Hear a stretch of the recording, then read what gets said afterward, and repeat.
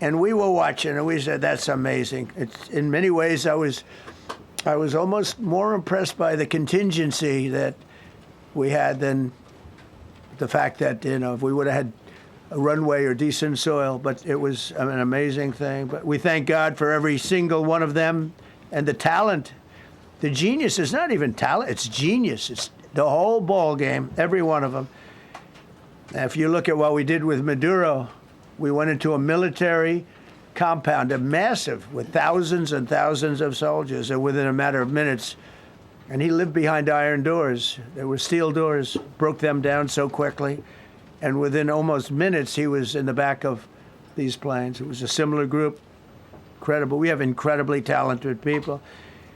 And if the time comes, we move heaven and earth to bring them home safely. We're going to bring our people home safely. I want to thank every member of the U.S. Armed Forces involved in these historic operations. They really were historic. It's just not something that's done. And you'd understand it. Not that they don't want to do it, but when you're going into areas, when you look at these helicopters, when you look at the amount of bullets and everything else that they took, when you go into these areas, you don't come out like we came out.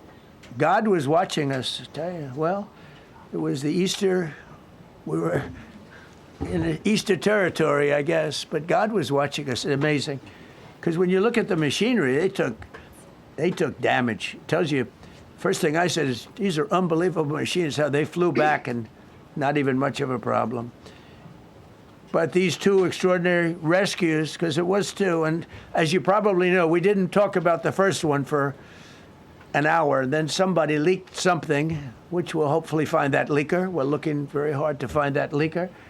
And talked about there's somebody missing. They basically said that we have one and there's somebody missing. Well, they didn't know there was somebody missing until this leaker gave the information. So whoever it was, we think we'll be able to find it out because we're going to go to the media company that released it, and we're going to say, national security, give it up or go to jail. And we know who, and you know who we're talking about. Because some things you can't do. Because when they did that, all of a sudden, the entire country of Iran knew that there was a pilot that was somewhere on their land that was fighting for his life. And it also made it much more difficult for the pilots and for the people going in to search for him. All of a sudden, they know that there's somebody out there. They see all these planes coming in. It became a much more difficult operation.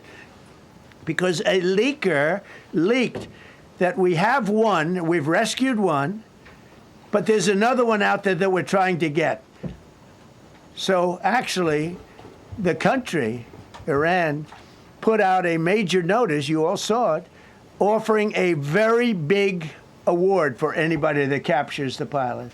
So in addition to a hostile, very talented, very good, very evil military, we had millions of people trying to get an award. So when you add that to it, but we have to find that leaker because that's a sick person.